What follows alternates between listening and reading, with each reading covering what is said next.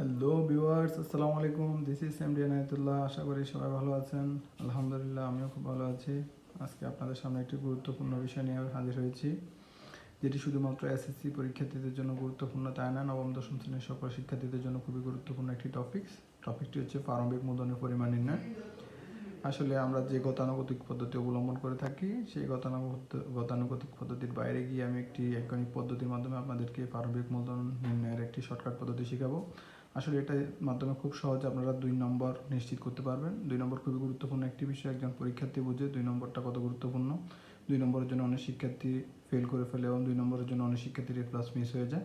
তাই এই 2 নম্বরকে কোনোভাবে ছোট করে দেখার সুযোগ নেই। আমরা আজকে খুব সহজে 2 নম্বর শতভাগ নিশ্চিত করব।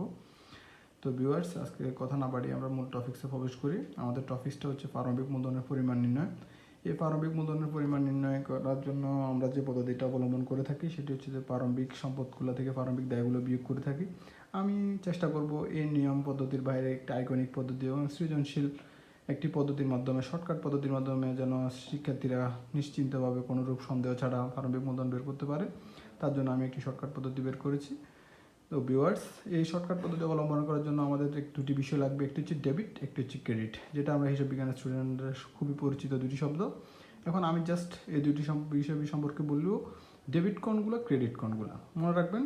সকল সম্পদ এবং সকল ব্যয় মানে খরচগুলো ডেবিট, এবং সকল আয় এবং সকল দায়গুলো ক্রেডিট। ঠিক আছে, আমি আবার রিপিট করছি, সকল সম্পদ এবং সকল খরচগুলো ডেবিট, সকল আয় এবং সকল দায়গুলো ক্রেডিট।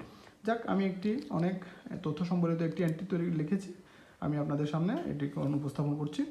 জনাব জিহাব 2010 সালের 1 জানুয়ারি নগদ 1 লক্ষ টাকা, আসবাবপত্র 20,000 টাকা, যন্ত্রপাতি 30,000 টাকা, পণ্যদ্রব্য 10,000 টাকা এবং 80,000 টাকা ব্যাংক ঋণ নিয়ে ব্যবসা শুরু করছে।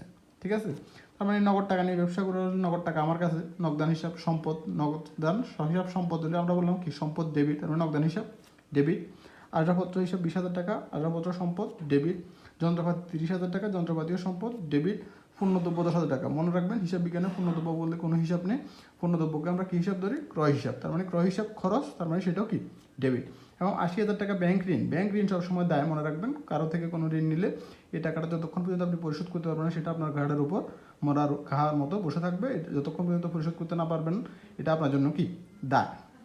তার মানে সকল দায় আমাদের জন্য কি ক্রেডিট। তার মানে আমি কি বললাম? সকল সম্পদ, সকল খরচ ডেবিট, সকল আয় এবং সকল দায় ক্রেডিট। এখানে আরেকটা দায় থাকতে পারে, যেমন হচ্ছে পাওনাদার বা পদেয় হিসাব, ওটা থাকলে এটাও কি ক্রেডিট। আমি এবার আমার শর্টকাট পদ্ধতিটা বলি, সেটি হচ্ছে যে আমাদের